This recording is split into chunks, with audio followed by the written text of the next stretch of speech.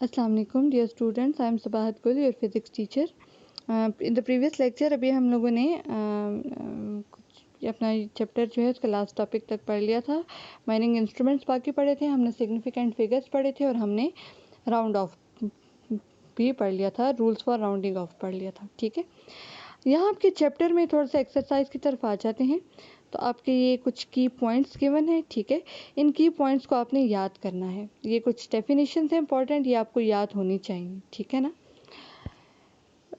ये सब कुछ आपको सॉफ्ट फॉर्म में प्रोवाइड कर दिया गया है आपके ग्रुप में।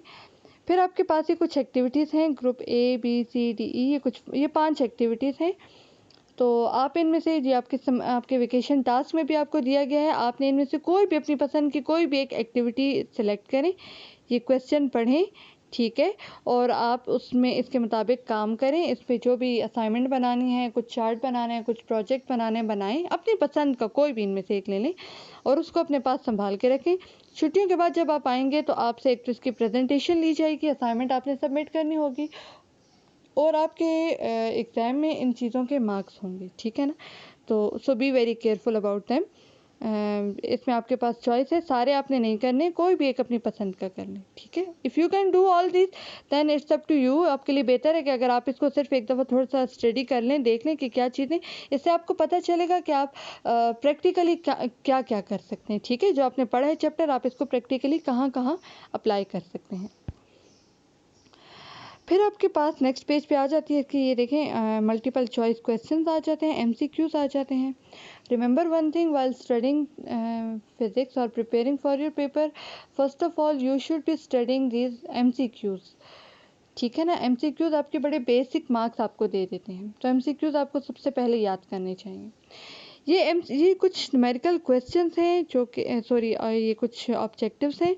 इनके आंसर्स आप खुद से भी कर सकते हैं अगर आपने फॉलो किया मेरे लेक्चर्स को, अगर आपने उसके मुताबिक काम किया है, प्रैक्टिस की है, तो आपके लिए तो बहुत आसान होंगे। अगर नहीं किया है तो you have time, you can read और go through your chapter again, और आप इसको दोबारा से देख लें और इन एमसीक्यूज़ को आपने सॉल्व करना है। ये आपका होमवर्क है और कल तक आप लोग ये सबमिट कर दें, कल शाम तक मुझे आप ये सबमिट कर दें। सबमिट करने का तरीका ये है कि आप अपने ग्रुप में यानी अपने एक पेज पर ले लें, पेज के ऊपर खाली नंबर 1 और उसके नीचे नंबर 1 फॉर एग्जांपल, और उसके नीचे उसका ऑप्शन जो भी करेक्ट ऑप्शन है वो लिख लेना है। फॉर एग्जांपल ए है, बी है, जिस तरह आपको आसान लगे। बेशक आप पूरा क्वेश्चन ना लिखें, पूरा आंसर ना लिखें, आप खाली नंबर 1 लिखें और उसके आगे आप A B C whatever is your answer वो लिख दें और आपने उसको सबमिट कर लेना है। You will be marked accordingly, आपको उसके मार्क्स दिए जाएंगे और ये मार्क्स आपके मैं अपने पास नोट करूँगी। ठीक है ना। तो ये आपने करना है। अवॉइड यूजिंग गाइड, कोई गाइड लेने की ज़रूरत नहीं है। अगर आपके मार्क्स कम आ जाते हैं तो dear student, this is your home exam, इसमें कोई ऐसी ज़रूरत नहीं है आपको चीटिंग करने की। ये आपका सेल्फ टेस्ट है जो आप खुद अपने लिए सीखेंगे। ठीक है ना। तो गाइड यूज़ ना करें। मैं आपकी टीचर आपके पास मौजूद हूँ, मैं आपको गाइड करने के लिए ही हूँ। तो गाइड आप में से किसी ने नहीं लेनी है, खुद सॉल्व करने की कोशिश करें। You will find it very interesting. तो ये आप कर लें और ये सब ने सबमिट करना है, जिसे नहीं कि उसके मार्क्स डिडक्ट हो जाएंगे। ठीक है ना। और हाँ, उसके नीचे अपना नेम भी लिख लें, जो भी आप पेपर पे लिखें उस पर नीचे अपना नेम लिखें, उसकी पिक्चर लें और वो पिक्चर मुझे ग्रुप में शेयर कर लें। फिर आपके पास ये कॉन्सेप्चुअल क्वेश्चंस हैं, तो ये कॉम्प्रिहेंसिव या लॉन्ग क्वेश्चन, ये आपके शॉर्ट क्वेश्चंस होते हैं असल में कॉन्सेप्चुअल, और ये आपके लॉन्ग क्वेश्चंस होते हैं। तो don't worry, I will be providing you these notes.